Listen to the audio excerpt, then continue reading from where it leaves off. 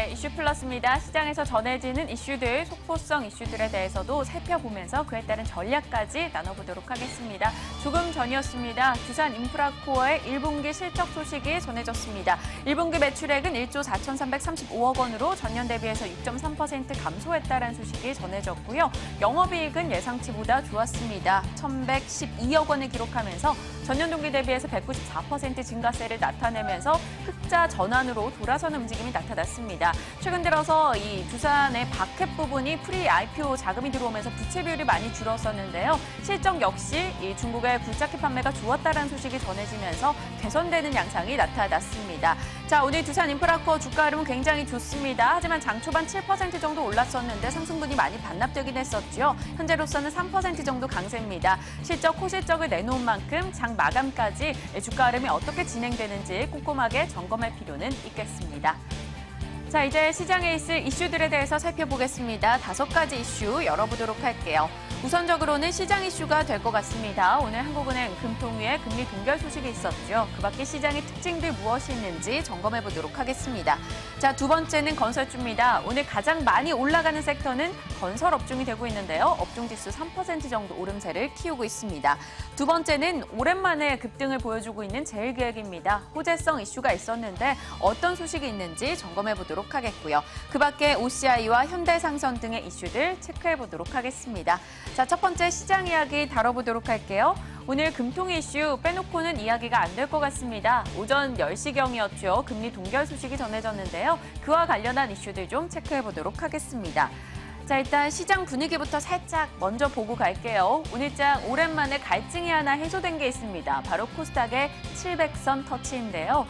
작년 8월 이후로 700선에 올라온 건 처음이 되겠죠. 그동안은 700선을 터치할 듯 말 듯 하면서 지속적으로 고꾸라지는 모습이 있었습니다. 지금으로서는 699포인트 700선 좀 왔다 갔다 하는 움직임이 있습니다만 종가까지 조금 회복이 되길 기대해 보도록 하겠고요. 사실 올해 연초부터 3월 초순까지는 코스피의 대형 가치주가 시장을 좀 이끌어간 바가 있었습니다. 하지만 그 뒤로도 이 코스피의 대형주가 영 힘을 내주지 못했었죠. 그런 가운데 하나의 특징적인 움직임이 포착이 됐습니다. 3월 초순부터였다고 해요. 개별 종목 장세의 선행지표로 여겨지는 바로 코스닥의 스몰캡 지수가 8주 연속해서 오름세를 기록하고 있다고 합니다. 보시다시피 3월부터 4월까지 지속된 상승세가 나타나고 있죠. 하지만 눈에 띄는 특징 하나는 바로 이러한 흐름은 새로울 게 없다라는 건데요. 최근 수년 동안 매번 3월 말부터 4월 중순까지는 이렇게 코스닥의 스몰캡 지수가 코스피 지수 대비해서 훨씬 더 좋은 움직임을 나타냈다라고 합니다. 최근 4년간의 스몰캡 지수를 월봉으로 한번 놓고 봤더니 고스란히 그런 흐름이 반복이 되더라고요. 올해도 그런 움직임의 연속성이 이어지고 있다는 겁니다. 그 말은 즉슨 지금 이 시점에서 코스피가 큰 힘을 내주지 못한다면 우리는 개별 종목 장세로 대비하는 움직임을 취해야 한다는 게 되겠죠. 그렇다면 어떤 종목을 선별해야 하는 것인지 당연히 뒤따르는 궁금증이 있을 수밖에 없는데요. 잠시 후 전문가 모시고 이야기 다뤄보겠습니다. 자, 그리고 오늘 이슈로 봤을 때는 금융통화위원회 금리 결정 소식 빼놓을 수가 없습니다. 10개월째 동결을 했어요. 1.5%로 밝혔습니다.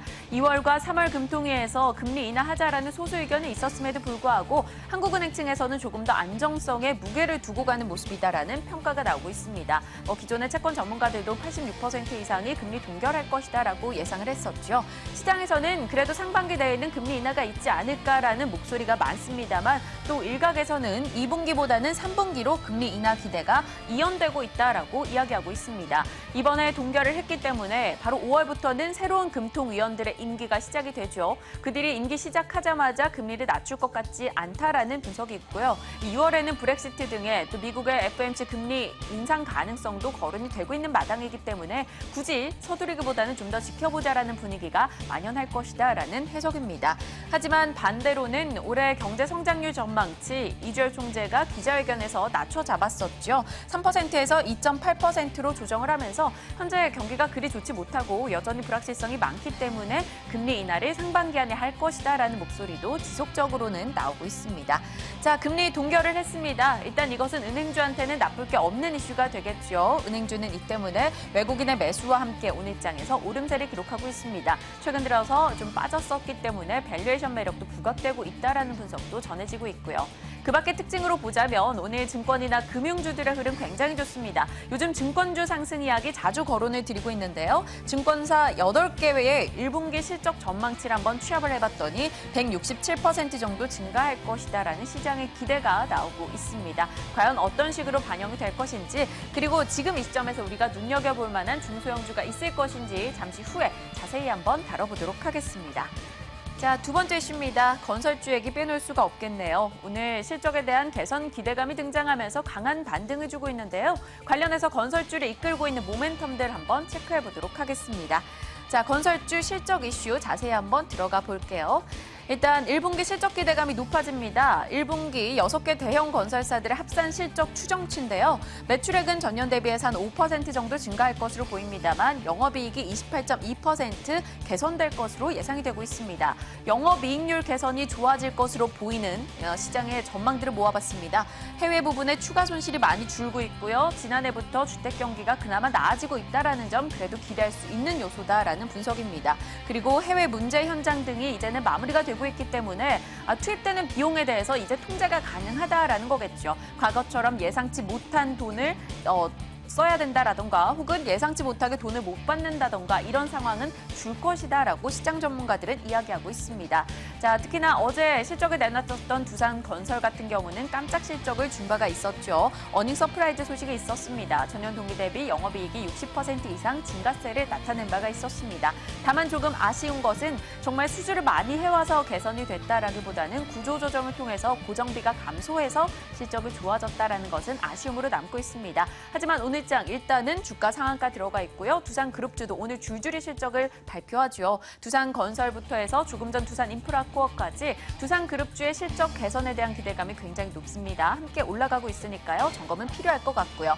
자, 이런 건설사들의 1분기 실적 개선 기대 외에도 건설사에게 바라보고 있는 기대 요소는 몇 가지 더 있습니다. 바로 5월 1일부터 3일까지 진행이 되죠. 한국과 이란의 정상회담 기대가 있습니다. 박근혜 대통령이 경제사절단 등을 데리고 가서 거기서 뭔가 정상회담에서 과실을 가져오지 않을까 이런 기대감이 등장하고 있는 겁니다. 특히나 이란 같은 경우는 한국의 전통적인 수주 텃밭이었습니다. 과거에요. 2012년도까지 한국과 이란은 수교 정점을 찍었었다가 그 이후부터 경제 제재의 영향을 받아서 급격하게 수주 물량은 감소한 바가 있었는데요. 이란에서는 여전히 한국 건설 업체에 대한 혹평이 이어지고 있기 때문에 이번에 가서 건설사들이 뭔가 잘 해오지 않을까라는 기대감은 남아있는 상황입니다.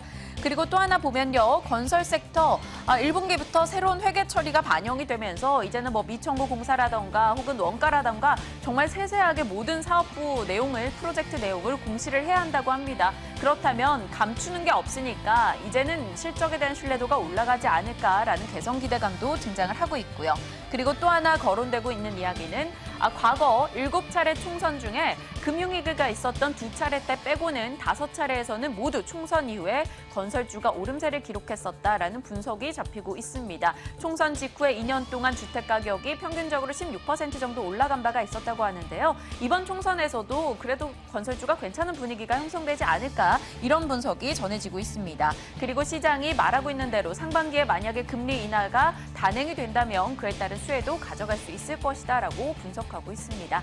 하지만 일각에서 우려감은 여전히 있죠. 이 이란에 대한 기대감 같은 경우도 한국의 건설사들이 가서 수주를 따온다고 해도 이란이 지금 비싼 가격에 수주를 줄 상황이 아니기 때문에 또 저가 수주 아니냐라는 우려감도 있습니다. 기대감과 우려감 좀 잘 살펴보면서 종목별 전략까지 이어가도록 하겠습니다. 자, 세 번째 이슈로 넘어가 보겠습니다. 제일기획 이야기 빼놓을 수가 없네요. 오랜만에 이야기하는 종목인 것 같아요. 오늘장 급등세를 보여주고 있습니다. 어떤 기대감이 등장한 것인지 살펴보도록 하겠습니다. 그동안 제일기획 같은 경우는 주가 흐름이 그다지 좋지 못했습니다. 광고 쪽에서 1, 2위를 다투고 있는 제일기획과 이노션의 주가 흐름만 봐도 좀 확연하게 달라지는 모습이었는데요. 작년부터 제일기획은 주가가 급속도로 하락하는 모습이 있었고요. 이노션 같은 경우는 급등하는 모습이 포착이 됐었습니다. 어떤 이유가 있었을까요? 제일기획은 꾸준하게 들려왔었던 매각설이 있었었죠. 이 프랑스의 광고회사의 매각 협상이 진행 중이다. 증권사에서는 부정적 의견이 급증했었죠. 밸류는 낮아질 수밖에 없을 것이다라고 이야기한 바가 있었습니다. 제일기획의 든든한 뒷배였던 이 삼성의 프리미엄이 사라지는 게 아니냐 이런 우려감이 여전히 있는 상황인 거죠. 반대로 이노션은 제1기획 상황이 이렇다 보니까 이노션이 반사이익을 가져가지 않을까라는 기대감도 있었고요. 현대기아차가 마케팅 비용을 좀 늘리겠다, 마케팅을 좀 적극적으로 하겠다라는 이야기 내놓으면서 그에 따른 광고 물량이 증가할 것이다라는 기대감에 주가가 엇갈렸던 바가 있었습니다. 이처럼 한동안의 흐름이 좋지 못했었던 제1기획이 오늘장 어째서 급등세를 보여주고 있는 걸까요? 오늘 호재성 이슈가 있었습니다. 영국의 B2B 마케팅 회사를 인수한다라는 소식이 전해졌는데요. 제1기획의 해외 자회사죠. 아이리스가 영국의 마케팅 회사인 파운디드를 인수했다라는 소식입니다. 파운디드 같은 경우는 미국의 기업 광고주가 많기 때문에 유럽뿐만이 아니라 미국으로의 진출로 인해서 앞으로 제1기획과의 시너지 효과가 기대된다라는 이야기가 전해진 바가 있습니다. 자, 이 때문에 제1기획에 대한 긍정적인 뷰는 생겨나고 있는데 사실 이건 표면적인 이유가 될 것 같고요. 또 일각에서 숨은 얘기가 전해지고 있습니다. 그동안 삼성 측에서 제1기획을 매각하려고 했었는데 매각이 원활하게 진행이 되지 않다라고 보니까 오히려 제1기획을 매각하지 않고 해외 시장 확대를 위한 거점으로 삼을 것이 아니냐 이런 얘기도 나오고 있습니다. 그 때문에 오늘 올라가는 것이다라는 이야기인데요. 타당한 이유인지 한번 살펴보도록 하겠고요. 제1기획 자체에 대해서도 투자 전략 나눠보겠습니다. 자, 네 번째 이슈로 가볼게요. OCI 얘기가 전해지네요. 나흘 만에 반등하면서 오늘 10만 원대 다시금 뚫고 올라가는 모습 포착이 되고 있습니다. 올해 들어서 그나마 조금 나은 얘기가 전해지죠. 이제 폴리실리콘 가격이 올해는 좀 계속적으로 반등을 해주지 않을까라는 기대감은 돌리고 있습니다. 한번 살펴보도록 하겠고요. 다섯 번째 이슈는 현대상선입니다. 단기 유동성 확보 소식으로 인해서 오늘 오랜만에 또 상승 흐름 기록하고 있네요. 어떻게 해석이 해야 되는지 잠시 후에 이야기 이어갈게요. 다섯 가지 이슈에 대한 전략은 마켓 인사이트로 이어가시죠.